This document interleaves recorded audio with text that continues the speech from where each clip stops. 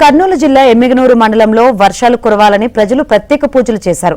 బోడబండ గ్రామంలో సంప్రదాయబద్దంగా కప్పులకు పెళ్లి చేసి వర్షదేవుని ప్రార్థించారు. 2 కప్పులకు పూలదండలు వేసి మంగళసూత్రం కట్టి వివాహం జరిపించారు. అనంతరం కప్పులను గ్రామ వీధుల్లో ఊరేగించారు.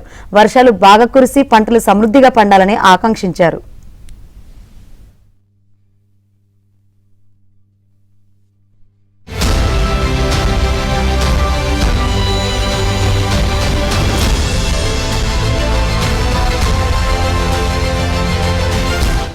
బద్దంగా కప్పులకు పెళ్లి చేసి వర్షదేవుని ప్రార్థించారు.